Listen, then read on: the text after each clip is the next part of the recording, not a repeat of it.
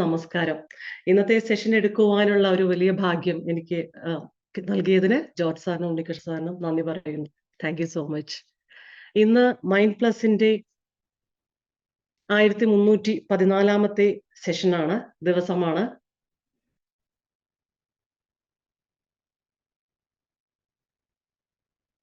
കഴിഞ്ഞ ദിവസങ്ങളിലായി മൈൻഡ് പ്ലസിൽ നമ്മൾ ധ്യാനിക്കുന്ന, അറിഞ്ഞുകൊണ്ടിരിക്കുന്ന വിഷയങ്ങളായ മൈൻഡ്ഫുൾനെസ്, ഓവർ തിങ്കിങ്, ഇതിന്റെ എല്ലാം ഒരു തുടർച്ച എന്ന് വേണമെങ്കിൽ ഇന്നത്തെ സെഷനെ നമുക്ക് പറയാം. ഒരു കഥയിലൂടെ നമുക്ക് ഇന്നത്തെ സെഷൻ സ്റ്റാർട്ട് ചെയ്യാം. ജേക്കബിന്റെ ഒരു കഥ. ജേക്കബ് ഒരു പുതിയ ജോലിയിൽ ജോയിൻ ചെയ്തിരിക്കുകയാണ്. ഈ ഇടയ്ക്കാണ് അദ്ദേഹം ജോയിൻ ചെയ്തത്. ജേക്കബിന്റെ ഫസ്റ്റ് ജോലിയാണ്. സ്റ്റാർട്ടിങ് വളരെ എനർജറ്റിക്കും ഇൻട്രസ്റ്റിംഗും ആയിരുന്നു ജോലി. പക്ഷേ ഗ്രാജുവലി ജേക്കബിന്റെ ഫോക്കസ് നഷ്ടപ്പെടുന്നു. താൻ പോകുന്ന സ്ഥലത്തെല്ലാം പരാജയങ്ങൾ നടക്കുന്നു. നല്ല ബന്ധങ്ങൾ ഉണ്ടാക്കിയെടുക്കാൻ വളരെ ബുദ്ധിമുട്ടായിരിക്കുന്നു. ഈ ലോകത്ത് താൻ ഒരു ഏലിയൻ ആണോ എന്ന് വരെ ജേക്കബിന് തോന്നി തുടങ്ങി. Why is my life like this? What is happening to me? Who am I really? Christmas time ആണ്. അപ്പോൾ ജേക്കബിന്റെ കസിൻ മാത്യു ജേക്കബിന് ഒരു ഗിഫ്റ്റ് കൊടുത്തു. 500 പേജുള്ള തിക്ക് ബ്രൗൺ ലെതർ ജേണൽ. വളരെ ബ്യൂട്ടിഫുളും സ്മൂത്ത് ആയ പേപ്പറായിരുന്നു അതിലുണ്ടായിരുന്നത്. കണ്ടാൽ തന്നെ ഒരു റോയൽ ലുക്കുള്ള ജേണൽ. കസിൻ പറഞ്ഞു, എഴുതുന്നത് ഞാൻ ഒരുപാട് എൻജോയ് ചെയ്യാറുണ്ട്, നീയും അത് സ്റ്റാർട്ട് ചെയ്യൂ എന്ന് അദ്ദേഹം പറഞ്ഞു. ആ ജേണൽ വാങ്ങിച്ച് ജേക്കബ് ബുക്ക് ഷെൽഫിൽ വെച്ചു. അടുത്ത ഒരു വർഷം അതിനെ തുറന്നു നോക്കി പോലും ഇല്ല ജേക്കബ്. അവന്റെ പഴയ ലോകവും സ്ട്രഗിൾസും തുടർന്നുകൊണ്ടേയിരുന്നു. സ്ട്രഗിൾസിൽ കൂടി, സങ്കടങ്ങളിൽ കൂടി കൂടി അങ്ങനെ അദ്ദേഹം കണ്ടത് ഫ്രസ്ട്രേഷന്റെ ഹൈറ്റിൽ ഒരുപാട് സങ്കടങ്ങൾ, വിഷമങ്ങൾ. അങ്ങനെ ഇരിക്കുന്ന സമയത്ത് ഒരു ദിവസം ജേക്കബ് കരഞ്ഞുകൊണ്ടിരിക്കുന്ന സമയത്ത് ആ ജേണൽ അവന്റെ കണ്ണിൽപ്പെട്ടു. എന്ത് സംഭവിച്ചു എന്ന് അറിയുന്നില്ല. അടുത്ത 2 മിനിറ്റിനുള്ളിൽ ജേക്കബ് ജേണൽ തുറന്ന് എഴുതാൻ തുടങ്ങി. ഓൾമോസ്റ്റ് 32 പേജ് നിർത്താതെ എഴുതി ജേക്കബ്. ചില പേജുകളിൽ അവന്റെ കണ്ണുനീർ കൊണ്ട് നിറഞ്ഞു. എഴുതി നിർത്തിയപ്പോൾ ഒരു കൊടുങ്കാറ്റ് ശാന്തമായ പോലെ ഒരു ഫീലായിരുന്നു ജേക്കബിനുണ്ടായിരുന്നത്. ശരിക്കും ഉറങ്ങി നാളുകളായിരുന്നു. പക്ഷെ അന്ന് ജേക്കബ് അവൻ അറിയാതെ തന്നെ ഉറങ്ങിപ്പോയി.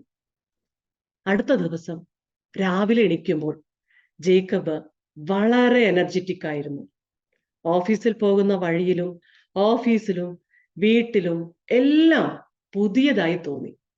എല്ലാം പുതിയ അനുഭവം, വളരെ പ്ലസന്റ് ഫീൽ. അതായിരുന്നു ആ ദിവസം ജേക്കബിനുണ്ടായിരുന്നത്. കസിന്റെ ഗിഫ്റ്റ് സ്വീകരിച്ച അവൻ അന്നാണ് കസിനെ വിളിച്ച് താങ്ക് യു പറഞ്ഞത്.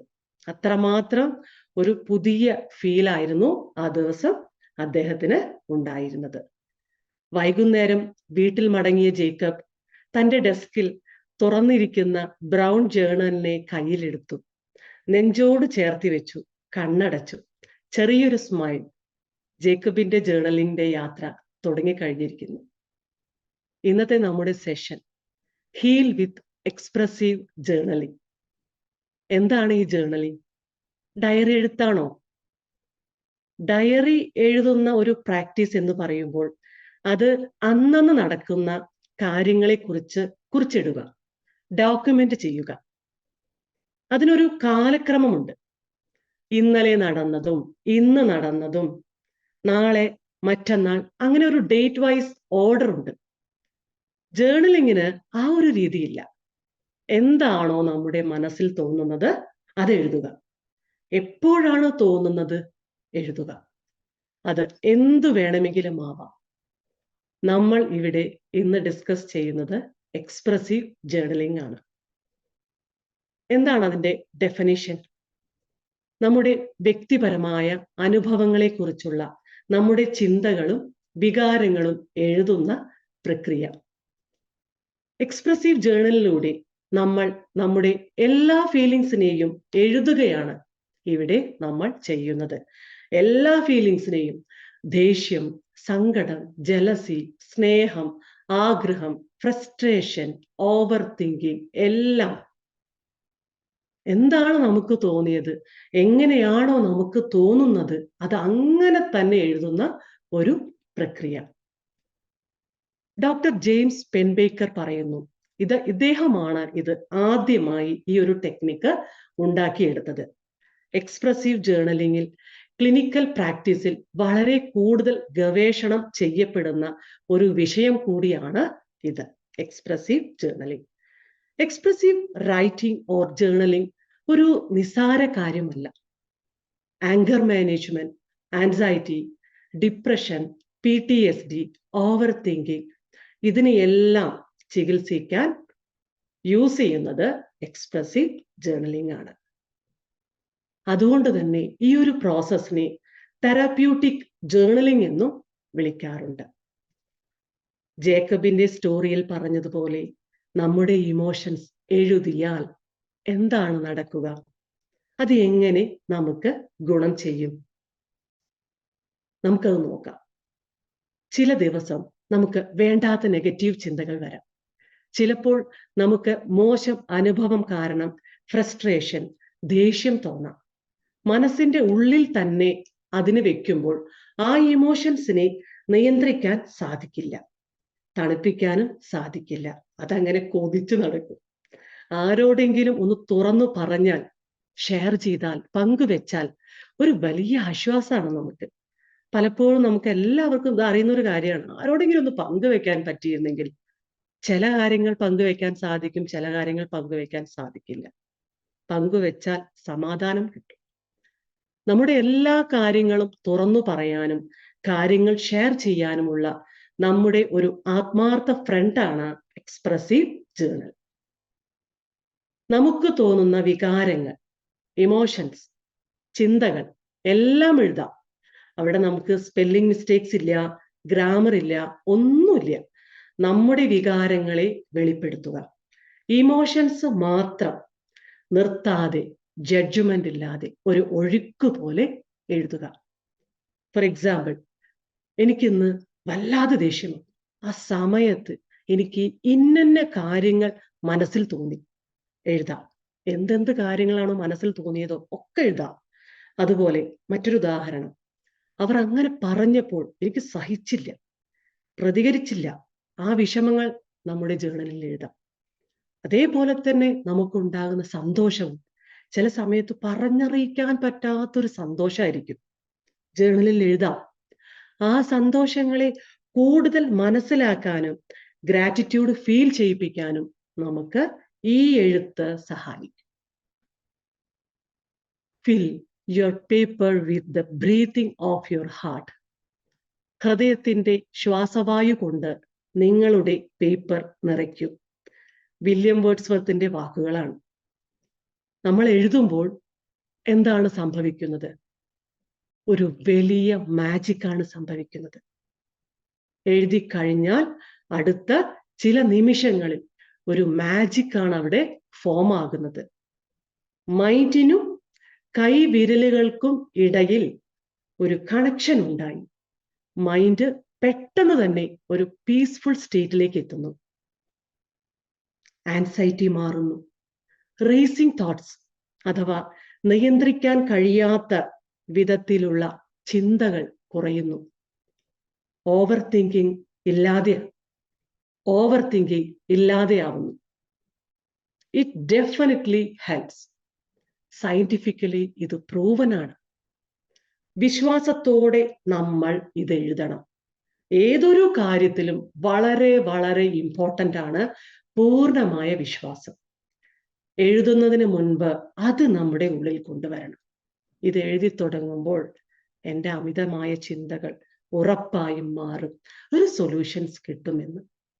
കൺട്രോൾഡായും സേഫായും ഇമോഷൻസിനെ വെളിപ്പെടുത്താനുള്ള ഒരു തെറാപ്പിയാണ് എക്സ്പ്രസീവ് റൈറ്റിംഗ് അഥവാ ജേർണലിംഗ്. ഇനി നമുക്ക് എക്സ്പ്രസീവ് ജേർണലിംഗിന്റെ ബെനിഫിറ്റ്സ് നോക്കാം.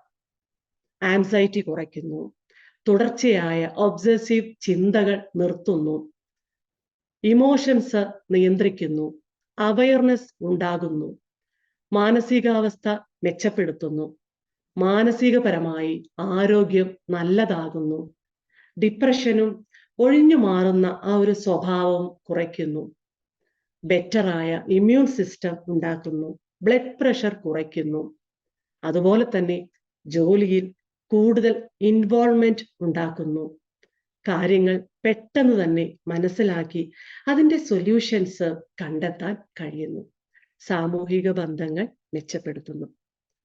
ഇപ്പോൾ നമ്മൾ പറഞ്ഞ കാര്യങ്ങളിലെല്ലാം എങ്ങനെ നടക്കുന്നു, ഇതെല്ലാം എങ്ങനെ നടക്കുന്നു എന്ന് നമുക്ക് ഒന്നുകൂടി നോക്കാം. ചില സമയത്ത് നമ്മുടെ ബ്രെയിനിൽ തോട്ട്സ് ഒന്നോടൊന്ന് ബന്ധമില്ലാതെ നിയന്ത്രിക്കാൻ കഴിയാതെ അത്രയും ഫാസ്റ്റായി നടക്കും. നെഗറ്റീവ് തോട്ട്സ് വരുമ്പോൾ അങ്ങനെയാണ്. അടുത്തത് അടുത്തത് അടുത്തത് ഒന്ന് വിട്ട് അടുത്തത് ഒന്ന് വിട്ട് അടുത്തത് ഒന്ന് വിട്ട് അടുത്തത് എന്ന് പറഞ്ഞിട്ടാണ് അങ്ങനെ സ്പീഡായിട്ടാണ് വരിക. അങ്ങനെയുള്ള ചിന്തകളെ നമ്മൾ എഴുതാൻ ശ്രമിക്കുമ്പോൾ റാൻഡമായി മൾട്ടി ഡയറക്ഷനിലായി ഉണ്ടാകുന്ന തോട്ട്സിനെ, ചിന്തകളെ നമ്മൾ നമ്മുടെ കൈകളിൽ കൂടി ചാനലൈസ് അഥവാ സ്ട്രീം ലൈൻ ചെയ്ത് ഒരു പൈപ്പ് ലൈൻ പോലെ അഥവാ കൺട്രോൾഡ് ഔട്ട്ലെറ്റ് പോലെ എഴുതുമ്പോൾ കൂടുതൽ ഫോക്കസ് നമുക്ക് ഉണ്ടാകുന്നു. എന്ത് ചിന്തയാണ്, എന്ത് വികാരമാണ് കൈകൾ എഴുതുന്നത് എന്ന് ആ സമയത്ത് ബ്രെയിൻ നന്നായി ശ്രദ്ധിക്കുന്നു. കാരണം എഴുതുന്നത് ഒരു സ്ലോ പ്രോസസ്സാണ്. എഴുതുമ്പോൾ ചിന്തകൾ നാച്ചുറലി സ്ലോ ഡൗൺ ആവും. ഇത് കൂടുതൽ ചിന്തകളുടെ പ്രോസസ്സിങ്ങിനെ സഹായിക്കുന്നു. നമ്മൾ അറിഞ്ഞുകൊണ്ടല്ല, അറിയാതെ തന്നെ എഴുത്ത് ചിന്തകളെ സ്ലോ ഡൗൺ ചെയ്യുന്നു. എഴുത്ത് ചിന്തകളെ സ്ലോ ഡൗൺ ചെയ്യുന്നു.